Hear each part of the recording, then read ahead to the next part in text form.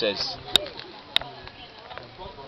Je suis avec le directeur de l'école Ibengue qui va se présenter, monsieur. Oui, je m'appelle monsieur Ndimbo Désiré, directeur de l'école Ibengue. Monsieur le directeur, nous sommes déjà à la rentrée et vous avez un effectif de combien des enfants qui sont inscrits pour cette année? Oui, pour l'année en cours, j'ai un effectif de 150 élèves.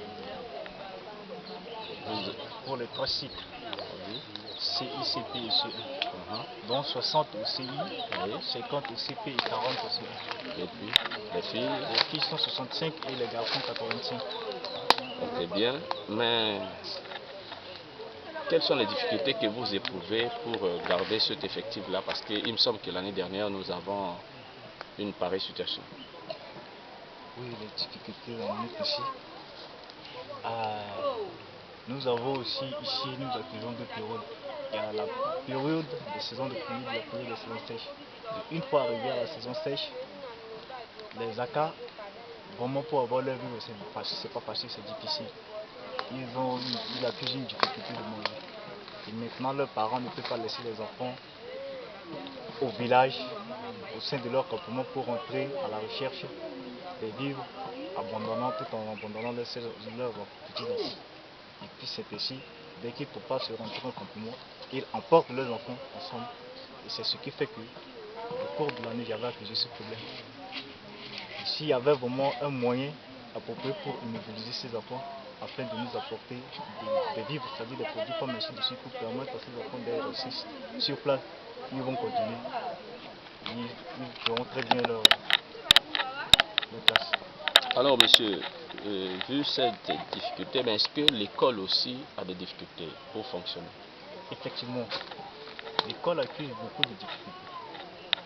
Au sein de l'école surtout, il en manque des tables bancs, des tableaux, le bureau du maître. Même moi, présentement, en tant que directeur de l'école, je n'ai même pas une assise à l'intérieur. Quand je viens, je reste seulement sur pied jusqu'en intervenant des classes avec les enfants. Et puis à la fin de l'heure, je rentre. Il n'y a pratiquement rien. Et les enfants s'assoient par terre pour apprendre, c'est pas bon. Et comment je peux même les appliquer, les adapter, faisant bien les écouter sur le titre. Même ceux de la classe de CE1 présentement, ils vont faire comment?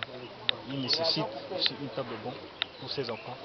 Il en manque aussi, les enfants sont détenus aussi de même temps. Donc l'école accuse vraiment de surrecouvrir. Bien que les enfants ont la volonté, mais telles sont vraiment les difficultés de l'école. Et quels sont les besoins que les enfants éprouvent pour cette rentrée scolaire? Les besoins de ces enfants sont celles-ci. Ces enfants ont besoin de tenues pour leur scolarité, des cahiers, des bics, des crayons, des ardoises et des tables bancs.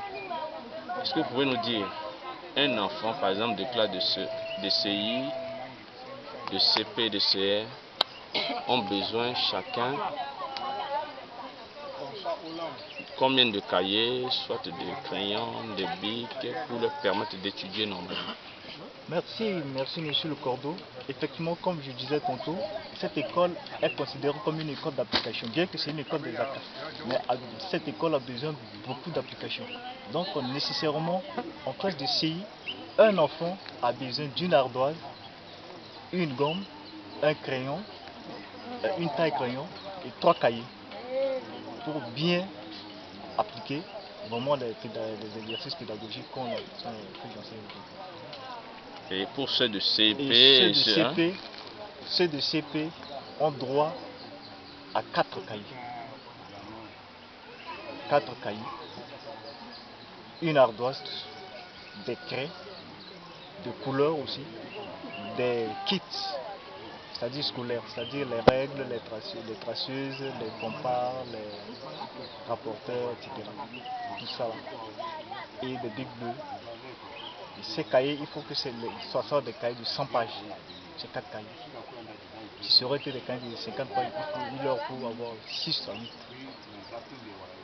Et pour cette année, quelles sont votre projection? pour que l'école vraiment se déroule normalement, parce que je vois ici vous avez 2 salles de classe, mais vous avez 3 classes. Il y a le CP, il y a CI et puis CE1. Qu'est-ce que vous comptez faire pour que les enfants de CE1 également puissent étudier à part? Effectivement, monsieur le Cordeau, la projection de cette année, celle-ci, on s'est déjà entendu avec ceux de la pluie. Maintenant, on se prépare pour construire un hangar ici au sein de ce stade qui est vide là, pour l'encadrement de ceux de la classe de CE1, parce que l'école ici, le bâtiment, comporte que 2 classes, donc c'est insuffisant. Donc sur ces 2 classes-là, c'est pas possible. Donc on va construire aussitôt un hangar ici pour les devoirs des enfants de la classe de CE1. Alors, quels sont vos mots de fin par rapport à l'école, à l'égard de nos amis qui nous apportent des appuis par rapport à cette école et à la population? Quels sont vos mots de fin? Oui.